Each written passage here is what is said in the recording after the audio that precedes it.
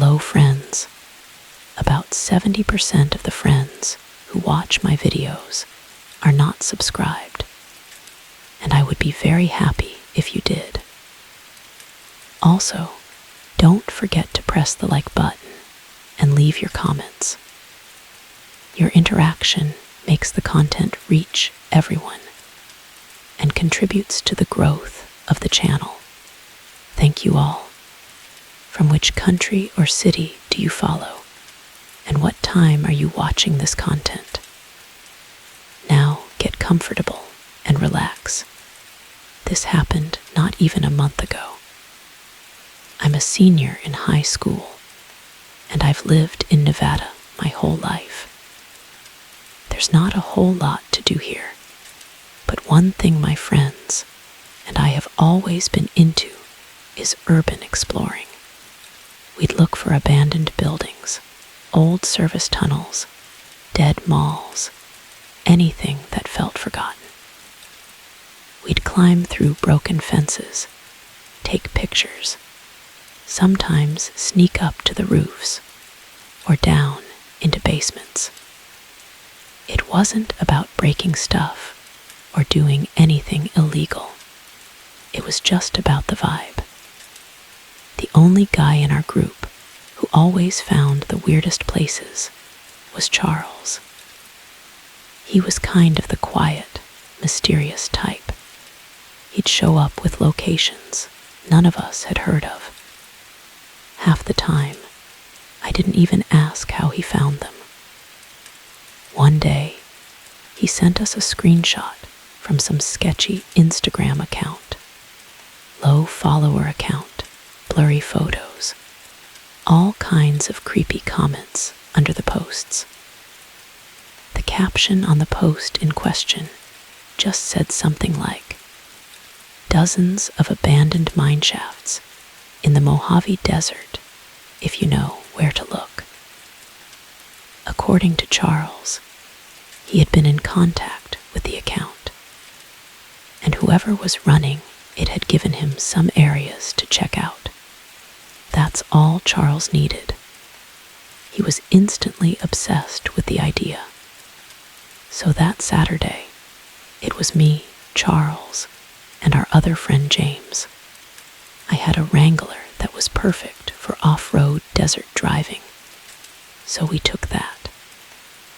We didn't have a specific address or anything, just a general area and a pin dropped somewhere in the middle of the Mojave.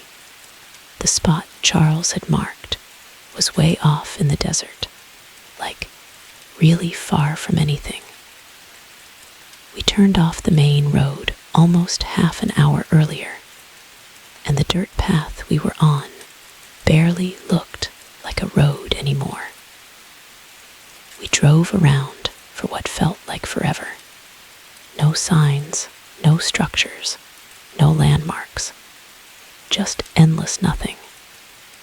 I kept checking my phone, even though I knew we didn't have service. James was in the back, getting more and more irritated.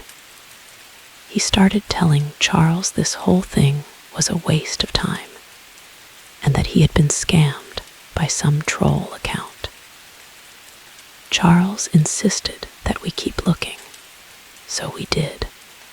He's always been stubborn with navigation, so I figured I'd indulge him a little while longer. Eventually, just as we were about to call it quits, James pointed out something off to the right. At first, it looked like just more rock and sand, but as we got closer, we saw it. This half-collapsed wooden structure built into the side of a slope. Part of the entrance looked like it had been caved in, but you could still see a dark hole behind the support beams. It wasn't huge, but it was definitely man-made. Definitely a mind shift. Charles didn't say anything at first. He just pulled out his phone, opened the offline map he'd downloaded when we we still had service, and dropped a pin on it. Then he turned to James and said, "Told you." To which James said he just got lucky. But even I had to admit, it was kind of crazy. We'd been driving in circles out in the middle of nowhere, and somehow we'd actually found one.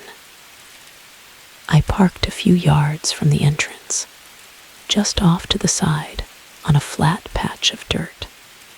We all climbed out and geared up. Charles had even brought masks for us to wear. The three of us walked up the mine, and it looked even sketchier up close. Charles picked up a rock and tossed it in. We waited. A few seconds later, we heard it clang 3 times. Then nothing. It was really deep. Charles looked back at us and said if we tripped on the way down, we were probably dead. We started the descent. Luckily, the shaft wasn't a straight drop.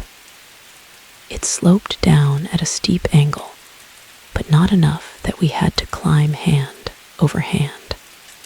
The ground was loose and uneven, and there were old wooden beams lining parts of the wall. Surprisingly, they seemed pretty sturdy. The deeper we went, the colder it got and quieter. It was really eerie down there. We couldn't even see any light coming through from the entrance anymore. Eventually, we made it to what felt like the bottom. The shaft leveled out and opened into a wider tunnel that branched off in a few directions. It looked exactly how you'd imagine. Old support beams every few yards, rusted rails half buried in dirt, and a thick layer of dust on everything. There were scraps of wood and metal scattered around, maybe parts of old carts or tools. It smelled kind of stale in there, if that made any sense. Honestly, I didn't realize how much of a blessing the masks were until that point. We picked a tunnel and just started walking. None of us really said much. We weren't looking for anything specific, just exploring. There honestly wasn't much cool stuff down there. The place looked like it had been mostly cleaned out of anything worth taking. But then we heard something. It was faint, somewhere further down the tunnel. It sounded like something being dragged.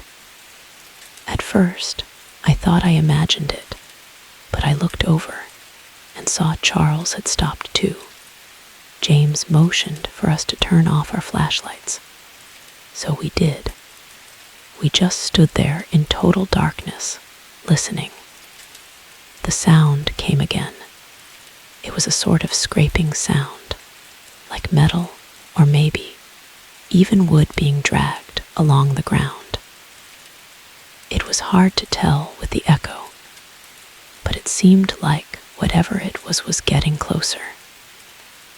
We stood there in the dark for maybe 30 seconds, maybe a full minute. It was hard to tell. The scraping sound kept coming, slowly getting louder.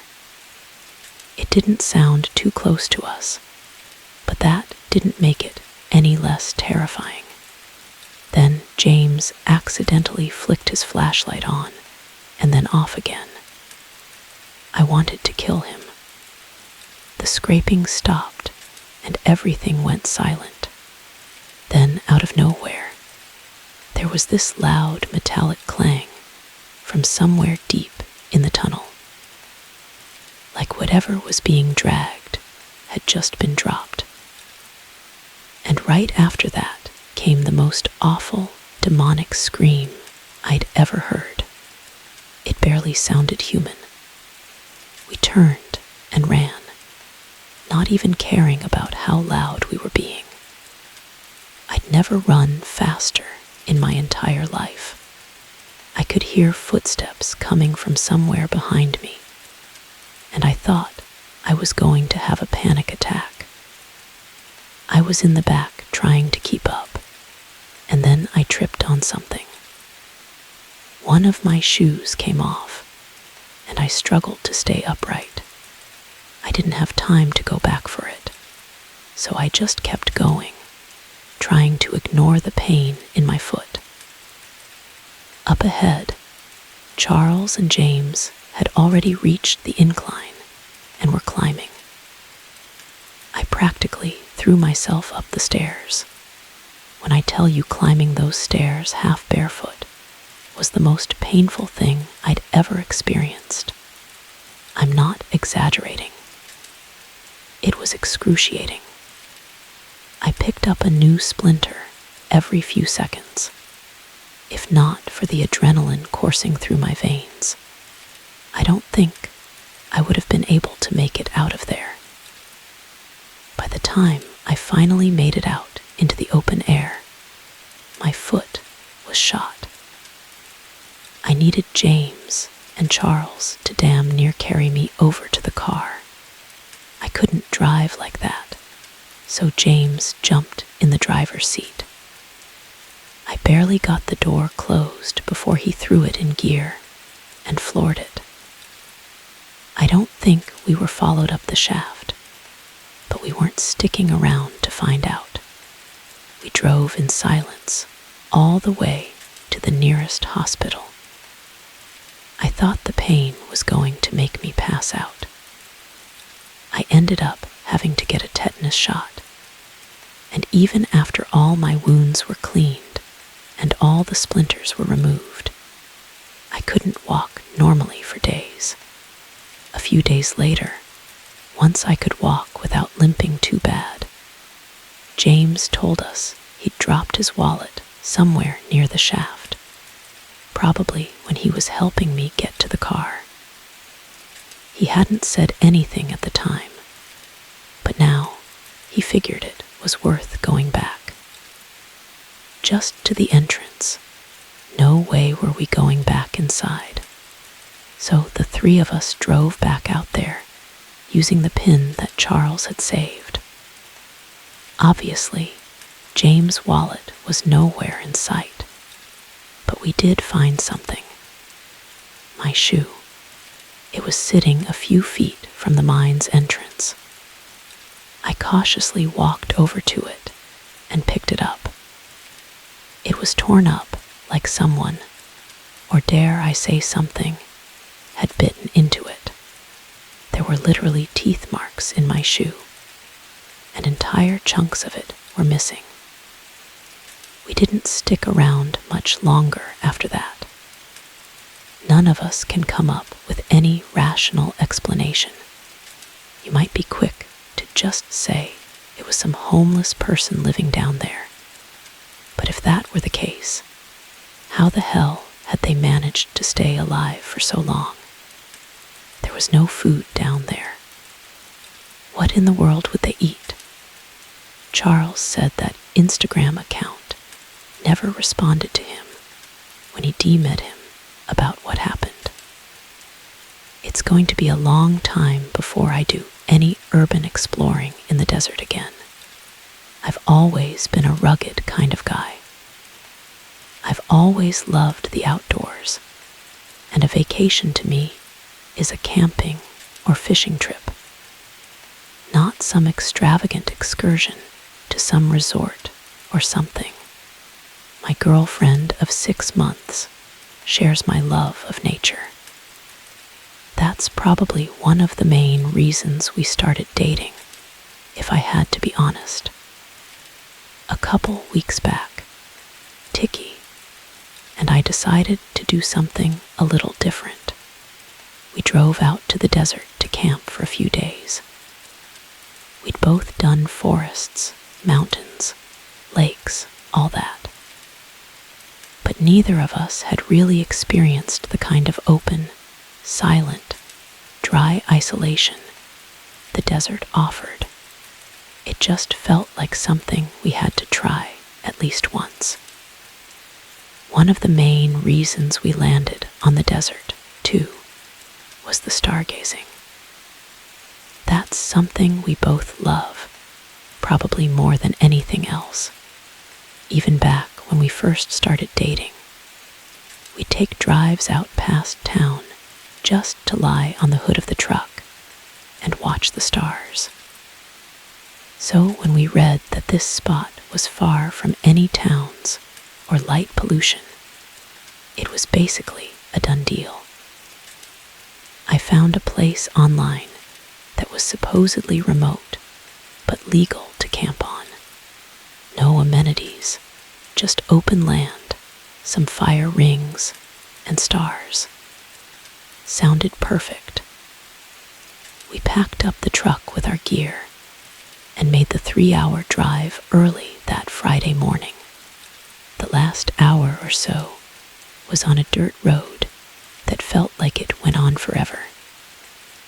There wasn't a house or sign of human Ife in sight. Honestly, that was half the appeal. By the time we found the campsite, it was already late afternoon.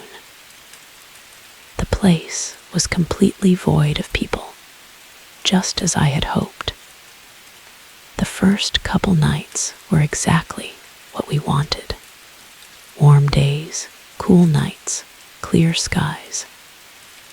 We'd sit out by the fire with a couple drinks, pass a little joint back and forth, and just talk about dumb stuff or lie back and stare at the sky. Not having a schedule or any distractions was really, really refreshing. And yeah, we'd fool around a bit in the tent. That was all part of the fun, too. It felt good to be disconnected. Both nights, though, we heard something strange. Not close, just somewhere way out in the distance. It was this low, drawn-out sound, like a howl or a moan. It didn't really sound like a person, more like an animal. The first night, we both sort of paused when we heard it. Tiki looked at me like, "Did you hear that too?" And I nodded, but we ended up laughing it off. I said it was probably a coyote or a mountain lion or something, and she agreed. Same thing the second night, right around the same time too. We chalked it up to being desert wildlife. I mean, there's all kinds of stuff out here that we're not used to hearing. It was unsettling, sure, but we weren't going to let it ruin the trip. The third night, I woke up to the sound of footsteps outside the tent. It was soft at first, just a couple faint crunches, like someone walking slowly over dry dirt. I held my breath and listened. It wasn't an animal. It was too steady and slow. I didn't move. I wanted to grab the flashlight, wake Tiki up, and say something. But I couldn't. I was frozen. My heart was pounding, and every muscle in my body felt locked up. The steps didn't go around the tent. They just stopped a few feet away. And for a long time, there was nothing but silence. I stared at the ceiling of the tent, barely blinking, waiting to hear something else. But whoever or whatever it was didn't make another sound. I waited there for God knows how long, praying they'd walk away. But then, out of nowhere, I heard a flick, that sharp, unmistakable sound of a lighter. A small orange glow appeared through the fabric of the tent, maybe waist height, a few feet off to the side. Whoever was out there held the flame steady for a few seconds, then then started waving it around slowly. I didn't move. I just stared at it, trying not to make a sound. And then the flame got bigger, way bigger. It went from a flicker to a glow, like they'd lit something. A torch, maybe. Then, without warning, the person dropped whatever they were holding. I heard it hit the dirt with a dull thump, and a second later, the side of the tent lit up. The heat came fast, way faster than I expected, and within seconds, the fire started spreading. That's what finally snapped me out of my haze. I woke Tiki up, and she immediately realized what was happening. We scrambled. No time to think. We started tossing our stuff out of the tent and onto the dirt. I'm not even sure we got everything. We sprinted out of the tent while the fire spread. Tiki grabbed one of our water jugs and dumped it on the fire, while I tried stomping out anything that had caught on fire. Eventually, we got it under control. Half the tent was completely ruined. I grabbed the flashlight and started scanning the area around the tent, looking for the person who had just tried to kill us.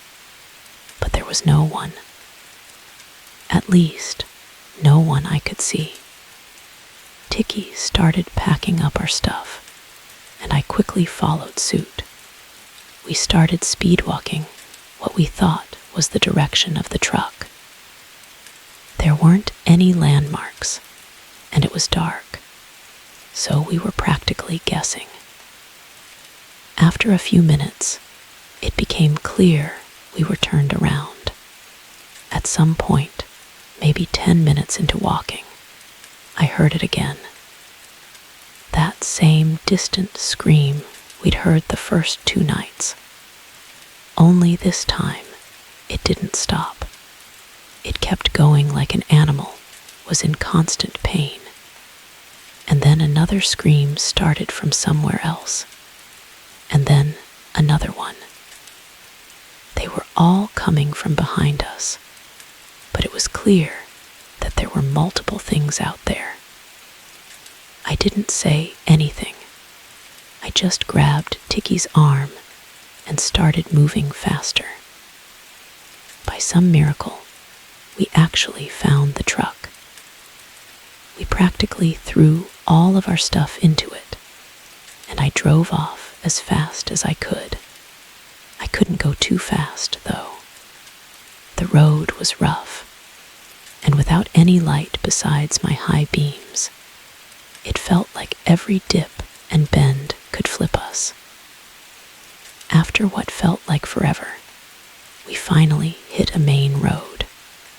I didn't stop speeding until I saw other cars again. Tiki was holding it together, but I could tell she wanted to cry, and I was doing a really bad job of consoling her. We did call the police to report everything that happened. All I can think about all of this is how, if I weren't such a light sleeper, my girlfriend and I could have been murdered that night in the middle of the desert. This is important context for what I'm about to tell you, so I'm going to start here. I've always been a little suspicious of my mom's past. Suspicious isn't exactly the right word, but I can't think of a better one. She was born in Mexico and spent her childhood there before moving to the States alone to pursue an undergrad degree. The rest is history. She found work, met my dad, and has lived in America ever since. I don't really know a lot about her life before America, and there's a part of me that thinks that's by design.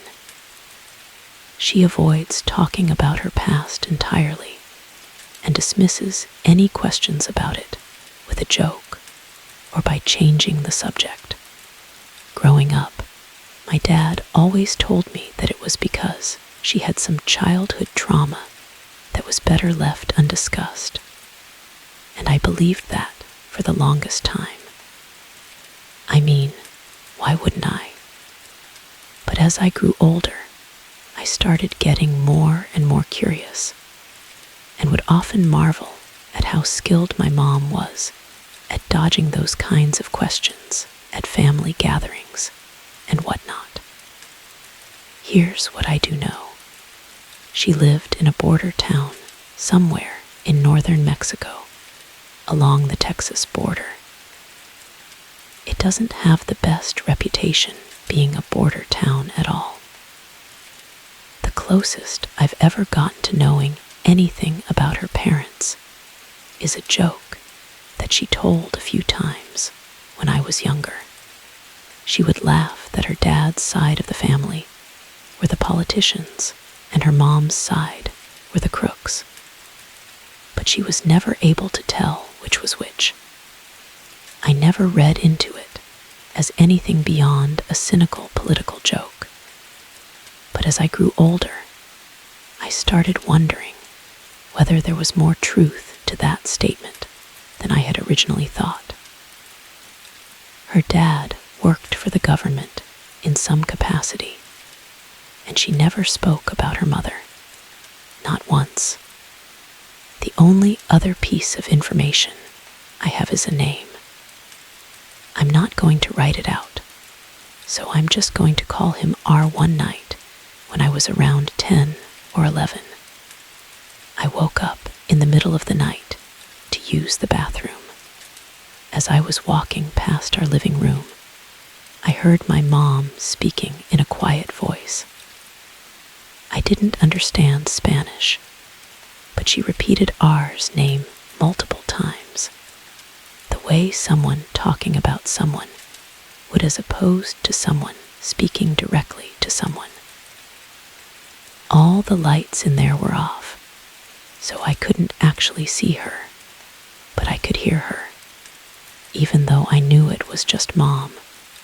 My young self was still a little scared of the dark, so I instinctively flipped the light switch on. She didn't scream or even react to the light. It was like she was anticipating that I'd be there. Instead, she immediately hung up the phone and glared at me with a look I had never seen from her. She told me to go back to bed, and I did. And that's it. That's basically all I know about my mother's past. A joke, her dad's very vague occupation, and the name are what I'm about to tell you happened almost a year ago to date, and it's been on my mind a lot recently. I'm from Arizona, lived there my whole life. I was a year removed from graduating college, and I was driving through the desert on my way to meet up with one of my old college friends. It was a really long drive. I'm talking road trip hours, and I was tired of listening to music. I'm not a podcast guy, so I was low-key cycling through my contacts, calling up all my friends and whatever girls I happened to be talking to. Eventually, I decided to call my mom.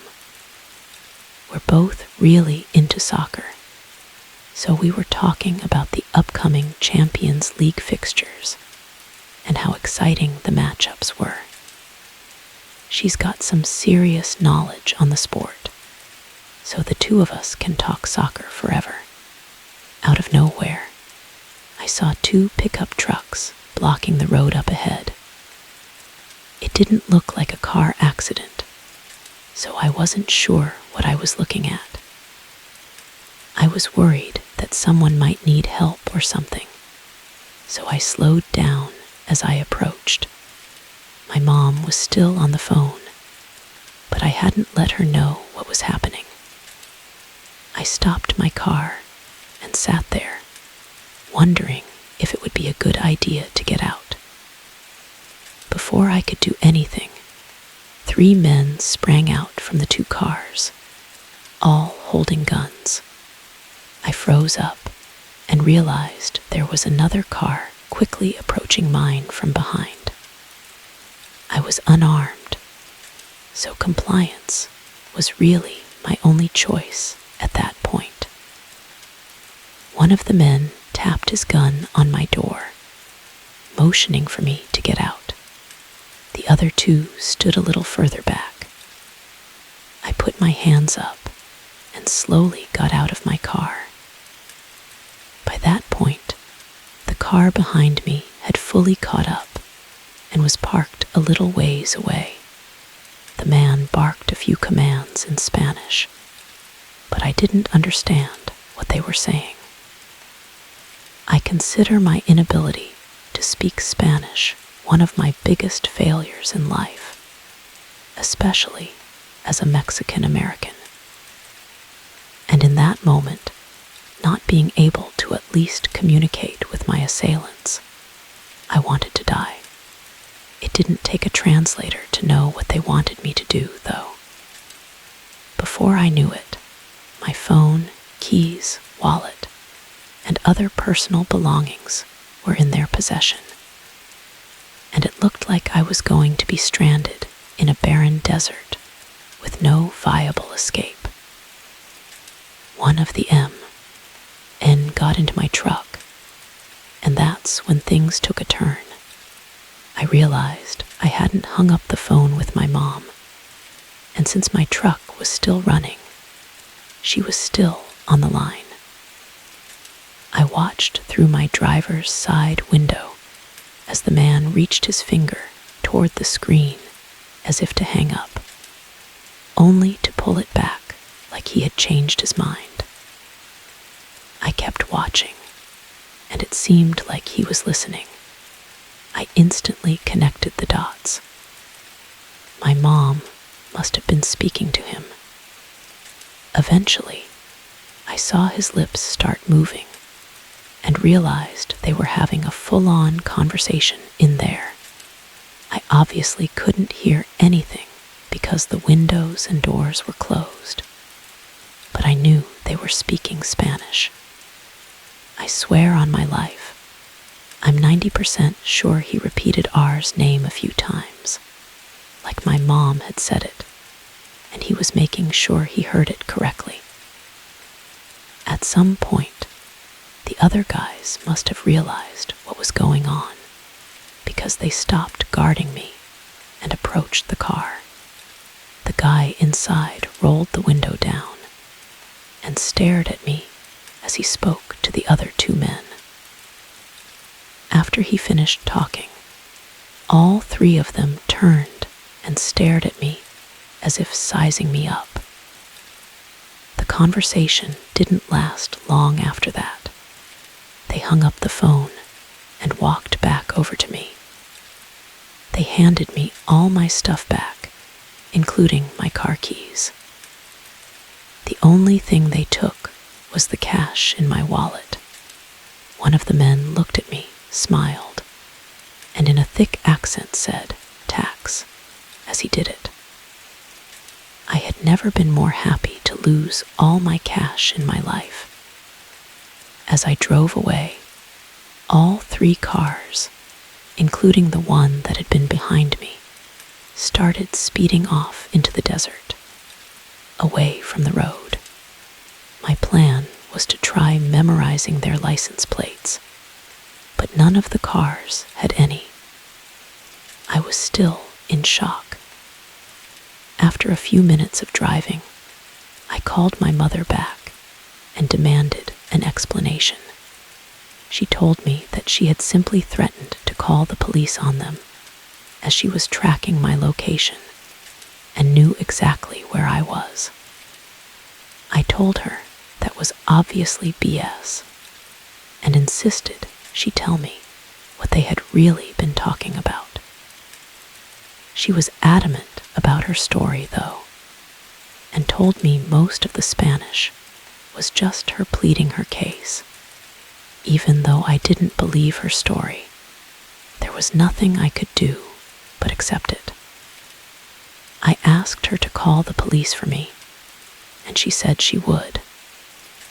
Eventually, we ended the call, and I drove the rest of the way in complete silence. In all honesty, I'd blocked that experience out of my mind for as long as I could, but over time, I just couldn't anymore.